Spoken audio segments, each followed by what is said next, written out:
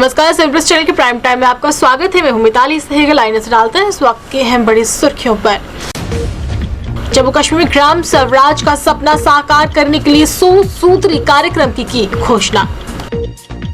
CRPF camp पर हमला करने वाली बुर्के वाली महिला आतंकी की हुई पहचान। लश्कर-ए-तैयबा से जुड़े हैं connection. Jammu Kashmir transport union की मुख्य मांगी हुई मंजूर, आज नहीं हुआ चक्का जाम। और रूस के हमले में यूक्रेन को पहुंचा खासा नुकसान। अब तक युद्ध में मारे गए हैं 145 के करीब बच्चे। अब समाचार विस्तार से। जम्मू कश्मीर में ग्राम स्वराज का सपना साकार करने के लिए 100 सूत्री कार्यक्रम की घोषणा की गई है। ये मुख्य रूप से ग्रामीण बुनियादी ढांचे, सुशासन, आजीविका सृजन, वित्तीय समावेश, युवा अधिकारिता, पर्यावरण संरक्षण और महिला सशक्तिकरण पर केंद्रित होगी। उपराज्यपाल मनोज सिन्हा ने पंचायती राज संस्थानों यानी कि PIR के 20,000 से अधिक नुमाइंदों की वर्चुअल सम्मेलन में ग्राम स्वराज कार्यक्रम की घोषणा करते हुए जम्मू कश्मीर में एक समावेशी समाज के निर्माण के लिए पंचायती राज संस्थानों को मजबूत बनाया जा रहा है। जम्मू कश्मीर के पुनर्गठन के बाद पहली बार ग्रामीण विकास एवं पंचायती राज विभाग के सहयोग से 6 घंटे की कॉन्फ्रेंस करवाई गई। एलजी ने कहा कि निर्वाचित पंचायती राज संस्थानों की क्षमता निर्माण से कृषि, ग्रामीण रोजगार, शिक्षा, स्वास्थ्य, पोषण, सुरक्षित पेयजल आपूर्ति, स्वच्छता, सामाजिक सुरक्षा जैसी बुनियादी सेवाओं तक पहुंच और ग्रामीण जम्मू कश्मीर को एक व्यापार केंद्र में बदलने की उत्पादक क्षमता पैदा होगी। एक जीवंत उत्पादक कृषि व्यवस्था, उच्च और सतत आर्थिक विकास की नींव, विकासात्मक गतिविधियों के पहरी के रूप में पंचायती राज संस्थाएं शासन को अधिक पारदर्शिता और नागरिकों के प्रति जवाबदेह बनाने में मदद करेगी। विकास कार्यों की प्रभावी योजना बनाने और उन्हें पूरा करने के लिए जिला कैंपस बजट तैयार करने के लिए PRI को शामिल करने का ऐतिहासिक बड़ा फैसला लिया गया है।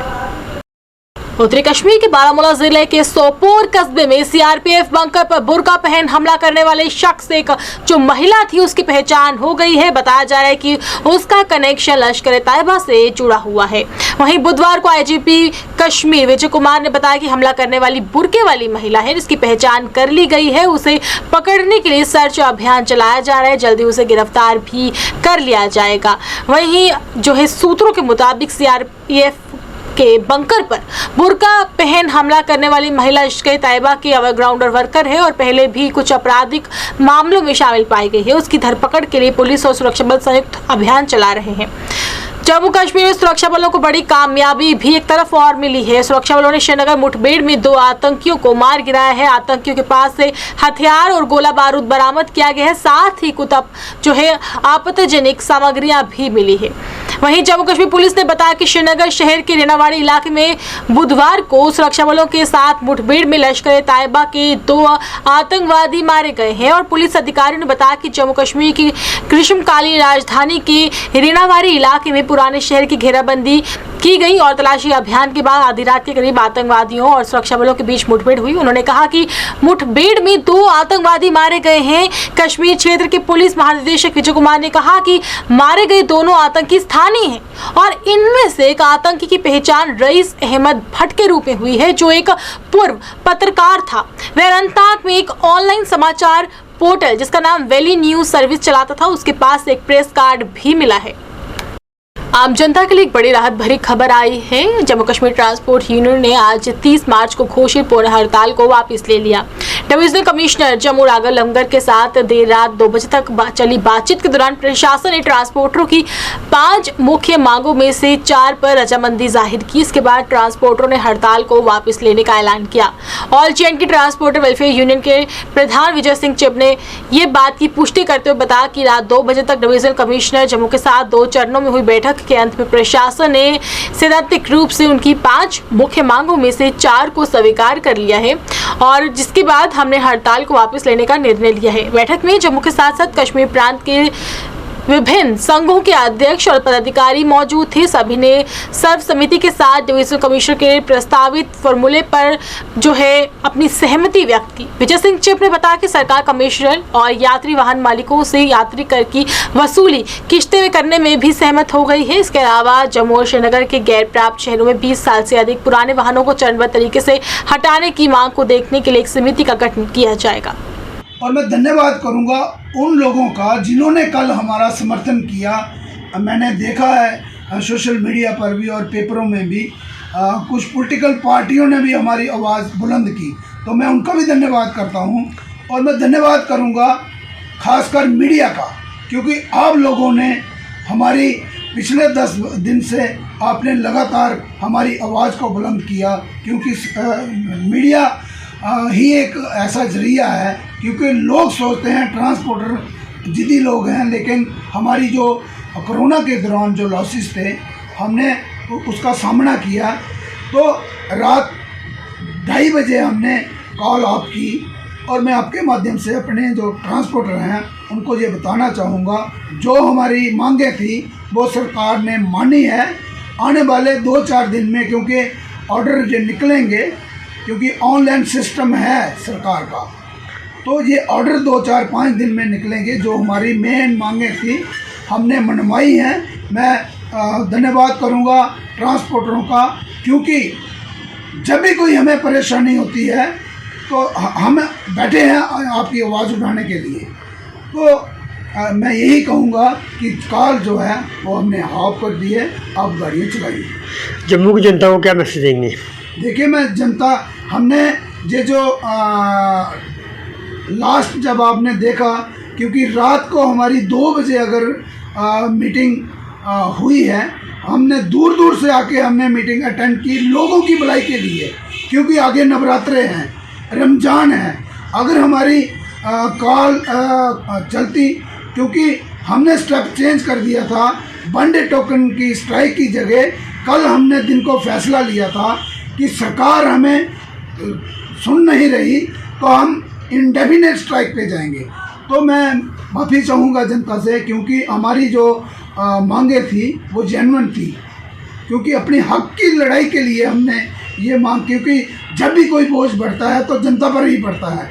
अगर हम पे कोई ये बोझ डाल रहे हैं तो आज आके आप देखिए जनता पर ही वो पड़ना है। रूस और यूक्रेन के बीच चल रहे युद्ध का आज 35वां दिन है, यानी कि 1 महीना पूरा हो चुका है। रूस लगातार यूक्रेन को निशाना बना रहे हैं और युद्ध के 35वें दिन रूस के यूक्रेन पर हमले जारी हैं।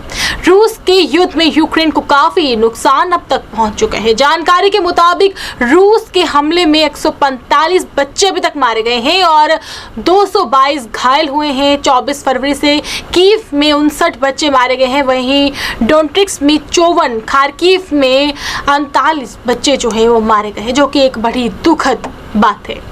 रिटायर्ड एसपी सेवा सिंह मनकोटिया ने आज एक पत्रकार वार्ता का आयोजन कर कश्मीरी पंडितों पर हुए जुल्म को लेकर बनाई गई फिल्म द कश्मीर फाइल्स को लेकर अपनी प्रतिक्रिया व्यक्त की और कहा कि महाराजा हरि सिंह के शासन के दौरान भी कुछ लोगों द्वारा आपसी भाईचारे को खराब करने के लिए काम किया जाता था। उन्होंने कहा कि हमारे सुरक्षा कर्मी इस तरह के लोगों से निपटने के लिए अब पूरी तरह सक्षम है। उन्होंने कहा कि पाकिस्तान की तरफ से लगातार कश्मीर के हालातों को खराब करने के लिए प्रयास किए जाते रहे हैं और कई बार हमले भी किए गए हैं, जो कि सरासर अन्याय है। कश्मीर फाइल की बैकग्राउंड में आपको थोड़ा सा मैं बताता हूँ। एट्रोसिटीज़ वाकई हुई हैं, ऐसा नहीं है कि नहीं है, इनके साथ जुल्म हुए हैं, बड़ा सख्ती हुई है, पर उसकी बैकग्राउंड में आपको मतलब लोगों तक जानी चाहिए, लोगों को पता चलना चाहिए आपके माध्यम से। इफ़ यू रिमेंबर 1931 में जब महाराजा हरि सिंह राजा थे, उन दिनों भी एक वो जो मौलवी थे अब्दुल कदीर उसका नाम था, he was working with some European lady के साथ काम कर रहा था वो, तो उसने मस्जिद में जाके कह दिया था, एक ऐलान कर दिया था कि हिंदू राजा है और मुस्लिम मेजॉरिटी स्टेट है, he has no right to live, he should be done away with. तो उसी पर उस पर केस चला और केस चलने पर कश्मीरी जो उसके साथ थे तो उन्होंने हमला किया, और जिसको आज आप मार्टियर डे भी बनाते थे, अभी जे गवर्नर रूल में उसको ख़त्म किया तो बनाते थे, ये एक पुरानी बात है। उसी के रिप्रकशन में जो उन्हीं दिनों की बात है जब कश्मीर में तो ये हुआ, बट मुजफ्फराबाद और जो go by the history, Muzaffarabad और दूसरा मीरपुर एरिया जो है उसमें lot of Hindus and Sikhs were converted or killed, तो उससे पहले का भी ये है। अब उसके बाद जब ये आज़ाद हो गया हिंदुस्तान, तो उन दिनों भी कश्मीर का जब सेशन हो गया इंडिया के साथ, तो पाकिस्तान को ये पच नहीं रहा था। पाकिस्तान ने उसी वक्त रेगुलर आर्मी के साथ एक हमला किया जिसको ऑपरेशन गुलमर्ग का नाम दिया गया था उस वक्त के पाकिस्तानी रूलरों ने, और उसमें रेगुलर आर्मी आई थी। इंडियन फोर्सेस ने उसको थ्राट किया। कश्मीरी लोगों में भी उतना साथ नहीं दिया उनका। रिज़ल्ट ये हुआ कि वो फेल हो गए। पर उस वक्त की जो सरकारें थीं उनकी थोड़ी गलती से उन्होंने जो सीज़ फायर कर दिया, तो उससे जो है पाकिस्तान ऑक्युपाइड कश्मीर आज का आपका बना हुआ है। देयर आफ्टर उनको फिर भी कश्मीर का नहीं हो रहा था, तो 1965 में 1965 में उन्होंने एक और किया, और उसको उन्होंने ऑपरेशन जिब्राल्टर का नाम दिया। वहाँ भी वो फेल हुए। जे आपको इसमें ज़्यादा मुझे बताने की आवश्यकता नहीं है। अगेन दे वेंचर्ड इन 1971 की जंग फिर दोबारा की, तो उस वक्त उनको और उल्टा पड़ा कि पाकिस्तान के दो टुकड़े हो गए, बांग्लादेश बन गया। मतलब एक दुखती रग पे नमक जो है वो हिंदुस्तानी आर्मी ने जो है उस वक्त की सरकार थी उन्होंने वो हो गया। तो अब उस वक्त उसके बाद जो है 1971 के बाद जो है कश्मीर जेडी विभाग की तरफ से लोगों को रूपनगर क्षेत्र में प्लॉट किए गए प्लॉटों को ना दिए जाने पर लोगों ने जम्मू प्रेस क्लब के बाहर जोरदार तरीके के साथ प्रदर्शन किया और सरकार से मांग करते हुए कहा कि जल्द से जल्द उन्हें अलॉट हुए प्लाट दिए जाने चाहिए। प्रदर्शन कर रहे उन लोगों का कहना था कि पिछले कई दिनों से जेडी विभाग के चक्कर काट रहे हैं, लेकिन उनका कोई भी संतोषजनक जवाब नहीं मिल पा रहा। उन्होंने कहा कि अगर जल्द से जल्द सरकार ने उनकी मांगों को पूरा नहीं किया तो आने वाले दिनों में बड़ा आंदोलन करने पर वे लोग मजबूर हो जाएंगे।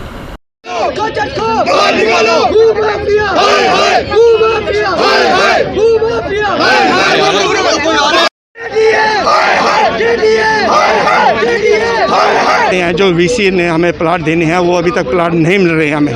हम 8-10 सालों से प्लाट लेने के लिए जा रहे हैं। कभी वो 10 दिन का टाइम देते हैं, कभी 15 दिन का टाइम देते हैं। निकलते 1.5 महीना हो गया।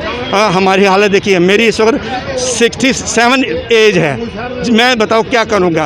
अभी तक वो ऐसे कर रहे हैं कि आजकल करते हैं। हम कहते हैं हमें वो प्लाट है। मुझे लगता है हम जेडीए जाकर यहाँ पर वहाँ पर आते होता करेंगे, तभी कारण वो कुछ ना कुछ करेंगे। हम यही चाहते हैं कि हमें वो प्लाट दिया जाए, बस और कुछ नहीं चाहिए हमें। वीसी को यही हम कहते हैं, अपील करते हैं कि हमें वो प्लाट दिए जाए। ये रूपनगर सेक्टर नंबर 6 में है। भारत भारतीय वैदिक सनातन संस्कृति ट्रस्ट की तरफ से जम्मू में आज एक पत्रकार वार्ता का आयोजन कर उनके ट्रस्ट द्वारा सनातन धर्म के बारे में लोगों को जागरूक करने हेतु चलाए जा रहे अभियान के बारे में जागरूक बनाया गया। पत्रकारों से बातचीत करते हुए ट्रस्ट के पदाधिकारियों ने कहा कि सनातन धर्म की स्थापना हजारों साल पहले हुई थी, लेकिन भारत में इस धर्म को कुछ लोगों ने दबा कर रखा और इसके बारे में लोगों को जागरूक नहीं होने दिया। लेकिन उनकी ट्रस्ट की तरफ से लगातार लोगों को भारतीय सांस्कृतिक तथा सनातन धर्म के बारे में जागरूक बनाया जा रहा है। उन्होंने कहा कि संगठन से जुड़े लोगों द्वारा युवा पीढ़ी को भारतीय संस्कृति तथा सनातन धर्म से परिचित करवाने हेतु विशेष कार्यक्रम भी चलाए जा रहे हैं। भारतीय वैदिक सनातन संस्कृति ट्रस्ट की ओर से आज ये प्रेस वार्ता का आयोजन प्रेस क्लब जम्मू में किया गया है और इस संस्था के इस संगठन के विषय में आप सबसे ये जानकारी साझा करते हुए मैं अनिल पादा, ट्रस्टी, विश्व गुरु भारत, मेरे साथ संस्था की सह संस्थापक और राष्ट्रीय अध्यक्ष रूपाली दत्ता शर्मा जी और हमारे साथ संस्था के स्थापक ट्रस्टी चमेल सिंह ठाकुर जी आपके समक्ष हैं। आज हमारा जो विषय पूरे भारतवर्ष के सामने आज की इस प्रेस कॉन्फ्रेंस के माध्यम से हम पूरे विश्व में ये बताना चाहते हैं कि भारतीय संस्कृति, हमारा सनातन धर्म और इस सनातन धर्म को लेकर पिछले 1070 वर्षों से जो इसकी अनदेखी हुई, उन तमाम अनदेखियों को लेकर इस संस्था का जन्म हुआ। हमारा ये मानना है कि सनातन धर्म की स्थापना तो हज़ारों वर्ष पूर्व हुई, लेकिन भारतवर्ष के इतिहास में चाहे वो मुग़लों का राज्य था या अंग्रेज़ों का राज्य था, जिसमें हमारी शिक्षा प्रणाली और हमारे सनातन धर्म से जुड़ी हुई वो तमाम चीज़ों को ध्वंस करने का प्रयास हुआ। और उसी को मद्देनज़र रखते हुए हमारे युवा संस्थापक चमेल सिंह ठाकुर जी ने ये दृढ़ निश्चय किया और संकल्प किया कि हम पुनः भारत को विश्व गुरु के उस पद पर आसीन करना चाहते हैं, वहीं स्थापित करना चाहते हैं। ऑल जम्मू कश्मीर क्रिश्चियन सभा की तरफ से सफाई कर्मचारियों को सैनिटरी वर्कर का दर्जा दिए जाने का स्वागत किया और कहा कि उनके संगठन की तरफ से जम्मू कश्मीर के उपराज्यपाल के समक्ष कुछ मांगों को रखा गया था, जिसने एलजी प्रशासन द्वारा उन्हें पूरा किया गया है। साथ ही उन्होंने मांग करते हुए कहा कि सफाई कर्मचारियों की लंबित पड़ी मांगों को भी जल्द से जल्द पूरा किया जाना चाहिए और सरकार से मांग करते हुए कहा कि जम्मू में मदर टेरेसा की प्रतिमा को जो है विस्थापित भी किया जाना चाहिए, क्योंकि उन्होंने पूरे संसार में शांति का ही संदेश दिया था। देखिए, ये प्रदर्शन नहीं, ये गवर्नमेंट की तारीफ़ करने के लिए एक एडमिनिस्ट्रेशन ने जो ये स्टेप लिया है, जो ऑर्डर निकाला है कल, जो कि हमारे जो सफाई कर्मचारी हैं, जिनको हम कोरोना वॉरियर्स कहते थे, हॉस्पिटल्स में जिन्होंने हमारे मरीजों की सेवा की, जिन्होंने सफाई का काम किया पूरे कोरोना काल में, उनको एक डिग्निफाइड ज़िंदगी दी जाए। उनको सफाई वाला एक डेरोगेटरी वर्ड्स थे जो उनको बुलाए जाते थे, उनके लिए उन्होंने स्पेशल एक बहुत बड़ा ऑर्डर निकाला, जिनका उन्होंने नाम सैनिटरी वर्कर्स किया। उसके लिए हम बहुत बहुत धन्यवाद देते हैं एलजी साहब को और हाउसिंग डेवलपमेंट के धीरज गुप्ता जी को। साथ ही में मैं जितनी भी हम अभी हाल ही में नवंबर में एलजी साहब से मिले थे और उन्होंने ये हमारी सबसे पहली डिमांड थी जो उन्होंने पूरी की। दूसरी डिमांड थी कि एक मदर टेरेसा जो कि पीस का सिंबल है, जिन्होंने धर्म नहीं देखा, कुछ नहीं देखा और हमेशा गरीबों की मदद की, उनके एक स्टैचू की हमें जगह दी जाए। उसका खर्चा ऑल जे&के क्रिश्चियन सभा और diocese of Jammu and Kashmir bishop उठाएंगे। तो वो जगह भी हमें मिल गई है विक्रम चौक में, बड़ी जल्दी हम वहाँ पे स्टैचू भी रखेंगे। वो बोर्ड ऑफ रेजोल्यूशन म्यूनसिपैलिटी में भी पास हो गया है, कॉर्पोरेटर से भी सहमति मिल गई है और बड़ी जल्दी मैं एलजी साहब का, डिविजनल कमिश्नर जम्मू और एवनी निवासा जी का बहुत बहुत धन्यवाद करता हूँ। तीसरी हमारी डिमांड थी कि जम्मू में क्रिश्चियन कम्युनिटी की पॉपुलेशन जैसे कि बढ़ गई है, उनके लिए ग्रेव यार्ड नहीं है। इनको मतलब अपनी ज़मीन के लिए जब फ्यूनरल के लिए भी जगह लेनी पड़े। कांग्रेस पार्टी की शहरी इकाई की तरफ से बुधवार को गांधीनगर क्षेत्र में स्थित शिव मंदिर में निःशुल्क मेडिकल कैंप का आयोजन किया गया, जिसमें लोगों के स्वास्थ्य की जांच करने के साथ साथ उनमें निःशुल्क दवाइयां भी वितरित की गई। इस मौके पर जिला कांग्रेस कमेटी के महासचिव जुगल किशोर शर्मा ने बताया कि लोगों को बेहतर स्वास्थ्य सुविधाएं प्रदान करने के मकसद से इस मेडिकल कैंप का आयोजन किया गया है, जिसमें काफी संख्या में लोगों ने पहुंचकर अपने स्वास्थ्य की जाँच करवाई तथा निःशुल्क दवाइयाँ प्राप्त की। आज हमने डिस्ट्रिक्ट कांग्रेस कमेटी अर्बन की तरफ से एक कैंप लगाया। मैं जनरल सेक्रेटरी हूँ डिस्ट्रिक्ट कांग्रेस कमेटी अर्बन का। मेरे साथ आरपी मगोत्रा साहब जी हैं, ये हमारे vice president district Congress urban की तरफ से ये हमारे साथ आए हैं। और आज हमने वार्ड नंबर 21 गांधीनगर में कांग्रेस पार्टी की तरफ से एक कैंप लगाया है हमने कि ये जो लोग हैं ये हॉस्पिटल में जाते हैं, वहाँ पे रश बहुत होता है। हमने ये कहा कि क्यों ना ये कैंप यहाँ पे लगाया जाए और ये लोग यहाँ पे आके दवाइयों का फ़ायदा उठाएं। और हमने इस सिलसिले में मेडिकल सुपरिटेंडेंट आयुर्वेदिक कॉलेज की डॉक्टर वंदना डोगरा जी का शुक्रिया अदा करता हूँ, जिन्होंने कि उन्होंने हमें सहयोग दिया। हमने उनसे बात की, उन्होंने सहयोग दिया और ये डॉक्टर की टीम भेजी और यहाँ पे हम लोग ये आए हुए हैं। और यहाँ पे जो मेडिसिन इनको फ्री मिल रही है, प्रोवाइड हो रही है, इनका ट्रीटमेंट अच्छे चेकअप हो रहा है। जिसको कोई भी प्रॉब्लम है, चाहे वो किसी भी बीमारी के तलक है, वो सबका ये इलाज यहाँ हो रहा है। ट्रीटमेंट देख रहे हैं, दवाइयाँ उनको फ्री दी जा रही हैं। और हमारा ये मुद्दा है कि हम इस कैंप को और भी ऑर्गेनाइज करें कांग्रेस पार्टी की तरफ से। आज यहाँ पर गांधीनगर में वार्ड नंबर 21 नंबर में शिव मंदिर में एक कैंप का ऑर्गेनाइज किया गया है, जो कि जनरल सेक्रेटरी जुगल किशोर शर्मा की अध्यक्षता में यहाँ पर कैंप लगाया गया है। और यहाँ के लोगों को मेडिकल सहूलत जो है प्रोवाइड की जा रही है। और यहाँ पर तमाम डॉक्टरों की टीम आई हुई है जो लोगों को चेकअप कर रही है, दवाइयाँ प्रोवाइड कर रही है।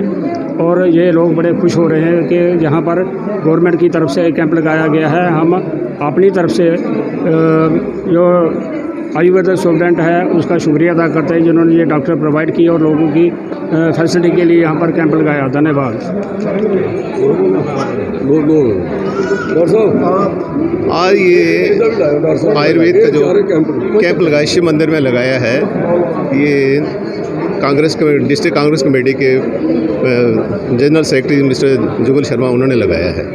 देखिए, ऐसा है कि इस कैंप का लगाने का मकसद ये था कि लोगों को अवेयर किया जाए कि आदमी जब बीमार पड़ जाता है तो कितनी कितनी उसको डिफ़िकल्टीज फेस करनी पड़ती है। तो ऐसा है कि मशीन के इस युग में इंसान अपने कार्य में इतना व्यस्त है कि अपनी सेहत को ठीक रखने के लिए उसके पास समय ही नहीं, परंतु इंसान ये भूल गया है कि जब उसकी सेहत ख़राब हो जाती है तो उसे कुछ नहीं अच्छा लगता। व्हेन हेल्थ इज़ लॉस्ट, हमारा एक पुरानी कहावत है, हेल्थ इज़ वेल्थ। आयुष की तरफ से और गवर्नमेंट आयुर्वेदिक हॉस्पिटल की तरफ से गांधीनगर में आए हैं। यहाँ पे जुगल जी जो यहाँ के सोशल वर्कर हैं, यहाँ के बाली जी मगोत्रा साहब, जिन्होंने गांधीनगर के लोगों के लिए एक फ्री मेडिकल एड कैंप लगवाया गया। हम देख रहे हैं कि जिस तरह से आयुर्वेद की डिमांड लोगों के बीच में बढ़ रही है, मेरे ख्याल में कोई ऐसा दिन नहीं जिस दिन लोगों हमारे ऑफिस में, हमारे डायरेक्टरेट में नहीं आए होते, बल्कि इतनी ज़्यादा अवेयरनेस है आयुर्वेद के बारे में कि लोग आयुर्वेद की जागरूक होने के लिए, ये दवाइयाँ पाने के लिए हमारे डिपार्टमेंट में आ रहे हैं। और हमारे डिपार्टमेंट की तरफ से ऐसे कई कैंप लगाए जा रहे हैं कि लोग आयुर्वेद के प्रति लोगों का रुझान बढ़ रहा है। शेर कश्मीर कृषि विश्वविद्यालय जम्मू की तरफ से प्राकृतिक खेती को बढ़ावा देने के मकसद से 2 दिवसीय महासम्मेलन का आयोजन करने जा रहा है, जिसमें किसानों के साथ साथ कृषि क्षेत्र से जुड़े वैज्ञानिक हिस्सा लेंगे। इस बात की जानकारी शेर कश्मीर कृषि विश्वविद्यालय के उप कुलपति डॉक्टर JP शर्मा ने आयोजित एक पत्रकार वार्ता के दौरान दी। उन्होंने कहा कि प्राकृतिक खेती को बढ़ावा देने के मकसद से कृषि विश्वविद्यालय की तरफ से 5 तथा 6 अप्रैल को सम्मेलन आयोजन करने जा रहा है, जिसमें 6 प्रदेशों के लोग हिस्सा लेंगे। उन्होंने कहा कि रासायनिक खेती के कारण इंसान को काफी नुकसान पहुंच रहे हैं और जलवायु के साथ साथ पानी की जो है प्रदूषिता भी होती जा रही है। इन 2 दिवसीय सम्मेलन में उन सब मुद्दों को लेकर चर्चा की जाएगी।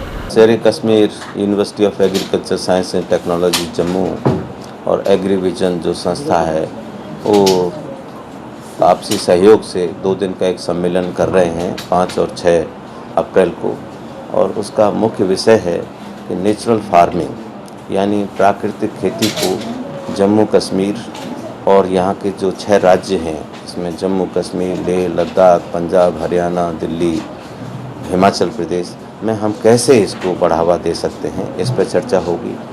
इसमें विद्वान लोग होंगे, जो पॉलिसी निर्धारक हैं वो भी होंगे, और हमारे विद्यार्थी जो आने वाले समय के हमारे नेता हैं, कृषि के लीडर हैं वो होंगे, और कुछ ऐसे किसान जो प्राकृतिक खेती में पहले से ही लगे हुए हैं वो भी अपने अनुभव बांटेंगे।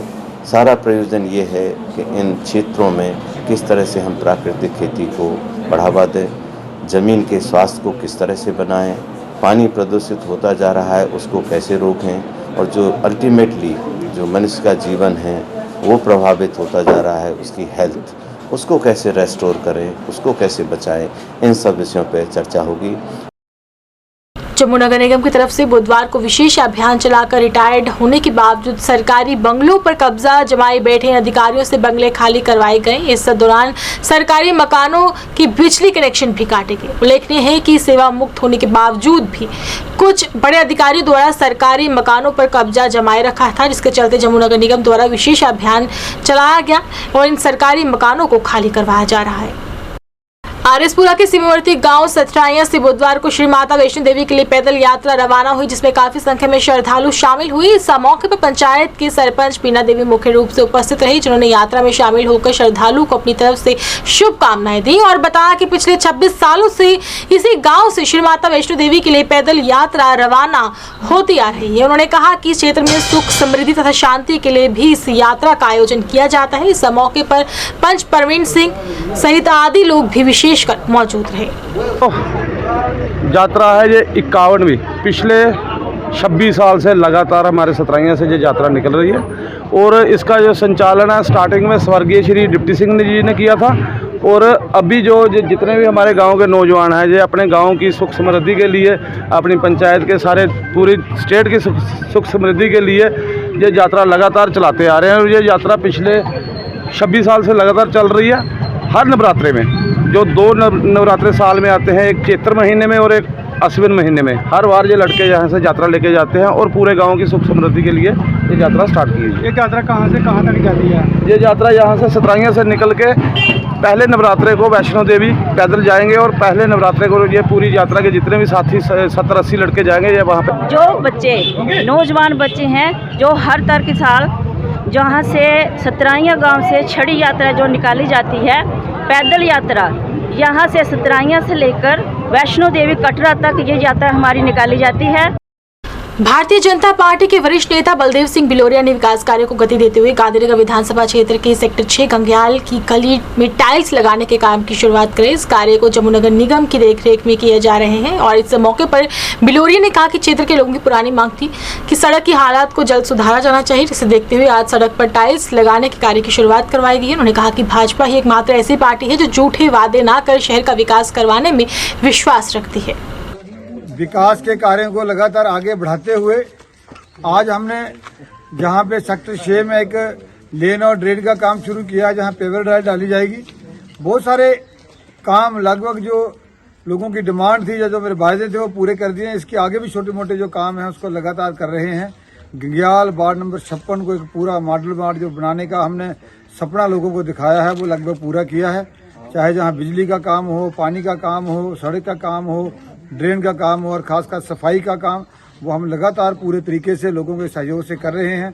जहां हमारे कार्यकर्ता हैं उनका सहयोग भी है और विकास के लिए लोगों को नेताओं के पीछे नहीं भागना पड़े, हम इस चीज़ का पूरा प्रयास कर रहे हैं। खुद देश की जनता पर लगातार महंगाई की मार पड़ रही है। पेट्रोल डीजल के दामों में लगातार इजाफा हो रहा है। जम्मू में भी पेट्रोल शतक लगा चुका है और वहीं नॉर्मल पेट्रोल जो है 100 रुपये तो एक्स्ट्रा प्रीमियम और 100 को पार कर चुका है। वहीं डीजल के दाम की बात करें तो वो भी बढ़ रहे हैं। ऐसे में आम जनता को ये चिंता सता रही है कि अगर इसी तरह से पेट्रोल डीजल के दाम बढ़ते रहे तो जाहिर है कि जो है खाने पीने के भी आम जनता को लाले पड़ जाएंगे और अन्य सामान भी महंगा हो जाएगा। प्लस चैनल के संवाददाता रोहित मिश्रा की इसी संदर्भ में खास रिपोर्ट। देश की जनता पर एक बार दोबारा महंगाई की मार पड़ रही है, यानी कि पेट्रोल और डीजल के दामों की बात करें, लिहाजा आज जो रेट पेट्रोल और डीजल के दामों के बढ़ोतरी यानी कि बढ़ते जा रहे हैं, अब शतक पार हो चुका है, यानी कि 100 के पार पेट्रोल के दाम बढ़ गया है। डीजल की बात करूं, डीजल 85 रुपये 29 पैसे बढ़ चुका है। अब ये देखना है कि आने वाले दिनों में इसकी जेब और किसकी डीली होती है, यानी कि यह सीधा असर आम जनता की जेब पर पड़ेगा। यानी कि जो पेट्रोल डालने के लिए यहीं से बात करेंगे। सर आपका नाम? जोगिंदर लाल जी। जोगिंदर लाल जी, हमें बताएं कि पेट्रोल और डीजल के दाम बढ़ते जा रहे हैं, क्या कहोगे? कहना क्या है, गरीब मरेगा जब मरेगा सर, और क्या करना है। चलाते हैं माड़ा मोटा, ये भी नहीं चलेगी, ये भी घर में खड़ी रहेगी, कोई बीमार पड़ जाएगा फिर भी नहीं जाने पाएंगे। पैदल गरीब मरेगा और क्या करेंगे। इसके आगे क्या कहते हैं, मोदी है तो ठीक है, लेकिन इसमें जो दाम बढ़ रहा है इसमें थोड़ा कम होना चाहिए, ठीक है, फिर तो जनता खुश है मोदी पे। अगर नहीं दाम कम हुआ तो फिर क्या जनता की बात है। नहीं, साफ तौर पे ये देखा था कि किसानों के ऊपर ज़्यादा इसकी मार पड़ेगी। आने वाले दिनों में गेहूं की फसल है वो पककर तैयार हो जाएगी, कंबाइन मशीन पंजाब से आएगी। जब वो पैसों की बात करेंगे तो वो सीधा सवाल पेट्रोल और डीजल पे उठाएंगे, तो कहीं ना कहीं आम जनता की जेब पर तो खर्चा ज़्यादा होगा। हमें 20 रुपये मतलब कि गेहूँ आटा मिलेगा, तो जब हमारी फसल होगी तो आ जाएगी 10 रुपये 12 रुपये, और हम क्या कर सकते हैं। गरीब जिम्मेदार मरेगा, जहाँ भी मरेगा जिम्मेदार ही मरेगा, ठीक है। ये मतलब कि जो भी मतलब अभी महंगाई किसी को पता, आगे नहीं जा सकता, मर सकता है फिर बच नहीं सकता, ठीक है। देखिए, साफ तौर पे ये पेट्रोल डालने के लिए यहाँ पेट्रोल पंप पे ये लोग आए थे, उन्होंने साफ तौर पे ये कहा है कि डीजल और पेट्रोल के दाम लगातार बढ़ोतरी हो जा रही है, यानी कि सरकार से यही मांग करते हैं कि पेट्रोल और डीजल के दाम कम होने चाहिए, यानी कि चंद दिनों के बाद गेहूं की फसल की कटाई शुरू हो जाएगी। इसका सीधा असर आम जनता की जेब पर पड़ेगा। तमाम ये लोग चाहते हैं कि इस बार जब पंजाब और यूपी के अंदर इलेक्शन हुई तो तब पेट्रोल और डीजल के दाम बहुत कम थे। जिस तरह से इलेक्शन ख़त्म हुई और पेट्रोल और डीजल के दाम बढ़ते गए, लगातार बढ़ोतरी है जो पैसों की वो हो रही है, लेकिन इसका सीधा असर आम जनता की जेब पर पड़ेगा। यानी जम्मू कश्मीर की बात करूं, लगातार वहां पे प्रोटेस्ट किए जा रहे हैं पेट्रोल और डीजल को लेकर। आज का जो रेट की मैं बात करूंगा, 101 प्रति लीटर जो पेट्रोल की बात करें वो शतक लगा चुका है। इसका सीधा असर आम जनता की जेब पर पड़ेगा। आने वाले दिनों में अगर लोग पेट्रोल और महंगा होता है तो लोगों को इसका जेब और ज़्यादा डीली करनी पड़ेगी। उसके बाद तमाम खाने पाने चीज़ें जो है बाज़ार में जो बिक्री होती है उसमें भी सीधा इसका असर पड़ेगा। साफ तौर पे लोगों का ये कहना है कि पेट्रोल और डीजल के दाम सस्ते होने चाहिए। मैं रोहित मिश्रा, 7 प्लस चैनल, अंतर्राष्ट्रीय अखनूर सेक्टर परगवाल। जम्मू कश्मीर के लिए काफी गर्व की बात है कि सीमावर्ती क्षेत्र सलालपुर के रहने वाले ऋतिक शर्मा ने नागालैंड में हुई एथलेटिक चैंपियनशिप में गोल्ड मेडल हासिल किए। हम आपको जानकारी दे दें कि ऋतिक अंडर-8 कैटेगरी में वहां पर हिस्सा लेने पहुंचे थे और जम्मू कश्मीर के पहले युवा हैं जिन्होंने गोल्ड मेडल हासिल किए हैं। और आज गोविंद रेलवे स्टेशन पहुंचने पर उनका ढोल नगाड़ों के साथ एथलेटिक क्लब कठुआ व साथ ही शहरवासियों द्वारा भव्य स्वागत किया गया और ऋतिक शर्मा को मुबारकबाद दी गई। लौटे हैं गोल्ड मेडल लेकर। गोल्ड मेडल लगाया हूँ सर। फर्स्ट टाइम गया था नागालैंड में और क्रॉस कंट्री में सर। मुझे अच्छा लगा और घर वालों को मुझे बहुत ही शुक्रिया करना चाहता हूँ और अपने फौज साहब का भी सभी का भी मैं धन्यवाद करना चाहता हूँ सर। मुझे फीलिंग हुई कि मैं फर्स्ट टाइम नागालैंड में गया था चैंपियनशिप में खेलने के लिए सर। मुझे गोल्ड मेडल लगाया हूँ जम्मू एंड कश्मीर से। अच्छी फीलिंग हुई है। इतना बड़ा संघर्ष था वहाँ पर? वो बहुत टफ था वहाँ पर सर। हर लगती टीम आई थी स्टेट खेलने की, नेशनल खेलने के लिए अलग अलग। मुझे वहाँ फीलिंग हुई कि मुझे अच्छा लगा सर वहाँ खेलने। कितनी कड़ी मेहनत करनी पड़ी सर? बहुत। युवाओं के लिए क्या मैसेज रहेगा? जम्मू कश्मीर की बात करें तो जैसे आपका इलाका है, सरहदी इलाका है, कोई ट्रैक भी नहीं होगा आपके लिए। वो अपने सर घर में करता था, कोच साहब के ही कनेक्ट पे रहता था सर। इनकी वजह से हम भी दिन रात हम दोनों साथ ही करते थे रनिंग। और कनेक्ट कोच साहब रवि की जैसब सर और अपने कैप्टन जयश्री शर्मा जी सर मेरे फर्स्ट कोच है sir. First Jayashri Sharma coach sir, इनके साथ ही मैंने दिन रात की। और मैं सर जब मैं रनिंग करता था मेरे पास शूज़ भी नहीं थे और मुझे कैप्टन जयश्री शर्मा ने मुझे शूज़ लेके दिए थे। मुझे 3-4 साल हो गए सर इनके साथ ही मैं रनिंग करता था। मैं इसका बहुत ही धन्यवाद करना चाहता हूँ कि मुझे शूज़ लेके दिए, वहाँ शूज़ लिए और मुझे हेल्प भी की इसने। आज इन कोचों की तरफ से मैं आज वहाँ पर पहुँचा हूँ नेशनल खेलने के लिए। और घर वालों के भी लिए मैं बहुत ही धन्यवाद करना चाहता हूँ कि और फैमिली में सपोर्ट किया, सभी ने फैमिली मुझे सपोर्ट किया सर। सरकार की तरफ से सर यही जम्मू कश्मीर को मैं करना चाहता हूँ कि मुझे मैं फिर से ही खेलना जा सकता हूँ कि मुझे अगर सपोर्ट चाहिए सर इंटरनेशनल मैं गोल्ड फिर से लेके जाऊँ। क्या कहना चाहते हैं सरकार को? जम्मू कश्मीर सरकार किस तरह मदद करे खिलाड़ियों को? क्या सर मदद करे कि मैं फिर से जाऊँ जम्मू और कश्मीर से तरफ से और इंडिया में ओलंपिक मेडल लेके आ सकता हूँ सर। अगर जिस तरह भी मेरे ये हमारा ऋतिक शर्मा जो हमारा मेंबर एथलेटिक क्लब का मेंबर लड़का था और हमारे एसोसिएशन जो मतलब कठुआ के हमारी, तो मैं उनका भी शुक्रगुजार क्योंकि जब इनसे 6-7 महीने लगातार 8 महीने हमने इसको वर्क कराया तो जाने से हमें पहला ही ये पता था क्योंकि मतलब जो मतलब अच्छा कोच होता है तो उसको मतलब उसके बच्चे को बिल्कुल पता होता है मैं लेना जाने लेना। जाने से पहले हमें ये पता था इसका पक्का 100% गोल्ड था। लेकिन जब इसकी 26 को रेस लगी मारने 15 मिनट पहले मैंने इसको कॉल भी किया कि मैंने इसको इसी के लिए कहा माँ आपका मेडल है। मेरे को सिर्फ यही चिंता थी कि कहीं मेडल से कहीं और नहीं चूकेगा, कहीं मतलब गड़बड़ रेस लगाएगा तो क्योंकि इसका मेडल भी चूक सकता है। लेकिन इन्होंने थोड़ा मतलब वो ही रखा जो इसको मैंने सुबह 15 मिनट पहले टिप्स दिए थे। लेकिन उसी की बदौलत क्योंकि पहले 2 बंदे के लिए उन्होंने पीछे रहा, लेकिन जैसे 200 मीटर 300 मीटर बची तो इसने बिल्कुल अच्छी फिनिश की। तो ये जम्मू कश्मीर का एक मतलब पहला लड़का है जिन्होंने जो कि वो अंडर 18 मतलब अभी इसकी एज क्या है कि अंडर 18 है जी। तो अंडर 18 का आज तक 75 साल के बाद साढ़े जम्मू कश्मीर के अंडर 18 बच्चे ने मैडल लिया है। ਇਹਦੀ ਇੰਨੀ ਖੁਸ਼ੀ ਹੈ ਸਰ, ਇੰਨੀ ਖੁਸ਼ੀ ਹੈ ਕਿ ਜਿਹਦੀ ਕੋਈ ਨਹੀਂ। ਇਹ ਸਨ ਆਫ ਸਾਇਲ ਕਿਸੇ JNK ਧਰਤੀ ਦੇ ਬੱਚੇ ਨੇ ਜਾਈਏ 47 ਕੈਂਡੀਡੇਟ और 36 ਸਟੇਟਾਂ ਜਾਈਏ ਇਹਨੇ ਪਹਿਲਾ ਨੰਬਰ ਮਾਰਿਆ। ਉਹਦੇ 'ਚ ਮੈਂ ਆਪਣਾ ਦੱਸਣਾ मैं कैप्टन JC शर्मा पिंड मेरा भी सलालपुर के और मैं आर्मी 33 साल नौकरी करिए आया और 17 साल मेरी पेंशन हुई है और मैं कंटिन्यू रनर हाँ और 1969 तो लिए मैं नेशनल अटेंड करता हुआ जूनियर नेशनल, ठीक है। और दूसरा ये मेरा बच्चा करीबी है, इन्ना करीबी है कि जियां मेरा अपना बच्चा होंदा है। और 2019 जी मैं इसी कन्ने गले लाया है किसी ने। ये बच्चा चाहता है कि मैं भर्ती होना, मैं भर्ती होने वास्ते बच्चा कड़ी मेहनत चाहिए, वो वास्ते तू फिजिकली बड़ा स्टैमिना तेरी चाहिए तां जाइए तू कुछ सिरे पुजगा। करते करते कन्नै सबसे पहले इन्हें 2 अक्तूबर 2020 वर्चुअल गांधी जयंती पर 5 किलोमीटर दौड़िया, उत्थे भी मैडल लाया ने। वो बाद 20 अक्तूबर की दोबारा दौड़ा है, ये फिर मेडल लिए आया। आइए चलते चलते एक बार फिर से नजर डालते हैं इस वक्त के हैं बड़ी सुर्खियों पर। जम्मू कश्मीर में ग्राम स्वराज का सपना साकार करने के लिए 100 सूत्री कार्यक्रम की घोषणा। सीआरपीएफ कैंप पर हमला करने वाली बुर्के वाली महिला आतंकी की हुई पहचान, लश्कर तैयबा से जुड़े हैं connection. Jammu Kashmir transport union की मुख्य मांगे हुई मंजूर, आज नहीं हुआ चक्का जाम। और रूस के हमले में यूक्रेन को पहुंचा खासा नुकसान, अब तक युद्ध में मारे गए हैं 145 के करीब बच्चे। 7+ चैनल के प्राइम टाइम में बस इतना ही। मुझे हमारी टीम को दीजिए इजाजत और आप देखते रहिए 7+ चैनल। नमस्कार।